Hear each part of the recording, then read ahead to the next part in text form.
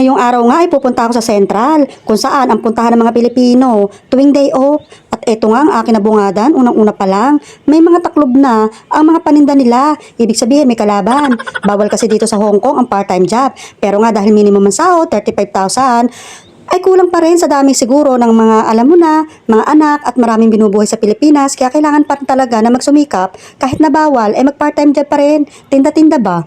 Yung iba naman naglalatag lang dyan ng mga karton para magpahinga at para ma-enjoy nila ang isang araw na holiday syempre.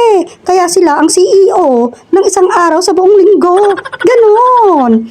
Karamihan ng mga kamag-anak sa Pilipinas, akala mo maganda yung kinalalagyan ng mga kamag-anak nila dito sa Hong Kong. Dahil nga yung iba may mga part-time pa dito, yung iba CEO. Dahil nga CEO sila tuwing Sunday, di ba?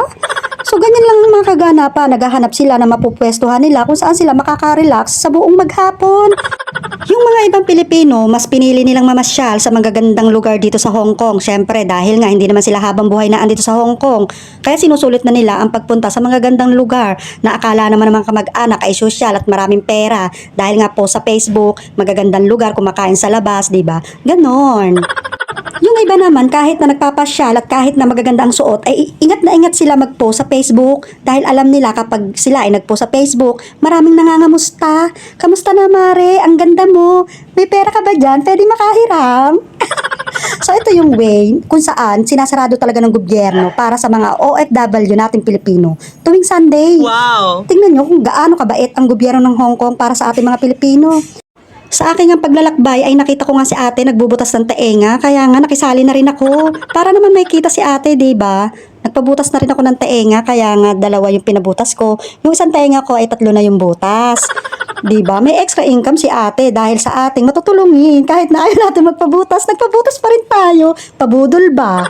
So ayan na nga, inumpisahan na nga at hindi ko nga alam kung anong pakiramdam na binubutasan o binabare na ba. Pero hindi naman siya masakit dahil nga katamtaman lang. Parang kagat lang ng langgam. Mas masakit pa nga yung nag-break kayo ng jowa mo no? Bigla ka na lang iniwan. So ganun lang, di ba? Pero para ako natulala. Akala ko kung ano na nangyari. Tapos na pala. Kaya nga napatawa ako, wala na pala, tapos na. Kaya yung gusto magpabutas ng taenga dyan, punta lang kayo ng Central. Tuwing Sunday, ayan si ate, nagbubutas siya ng taenga. Babarinahin lang naman ang taenga nyo. So, $40, meron na yung libreng hikaw. Dalawa na yon, 2 butas. So, $40 lang yon mga kainday. Kung gusto nyo, dyan lang yan sa Central. At madali lang siyang hanapin. Dahil kilalang kilala na siya dyan. Dahil sabi nga niya, dyan na siya tumanda sa pagbubutas ng taenga. So, ayan lang mga ka-idol. Dahil pumunta na ako sa Central saglit. Dahil pinagawa ko yung cellphone kong luma. Dahil nga alam nyo na, wala naman tayong cellphone maganda, kailangan ipagawa. So, pinagawa ko siya, gumasos na naman ako. Then, pagkatapos nga niyan, umuwi na ako. Nag-MTR na lang ako at yung alaga ko, delikado, walang nagbabantay, iniwan ko lang. So, hanggang dito na lang. Maraming salamat mga ka-idol. See you next video. Gusto mo bang malagyan ng Gcash mo? Ganito lang kasimpleng gawin mo. Punta ka sa Idol Vines TV page, then i-click mo yung video, then click mo yung 3 dots doon sa taas, then show more, then screenshot mo, ilagay mo dyan sa comment section.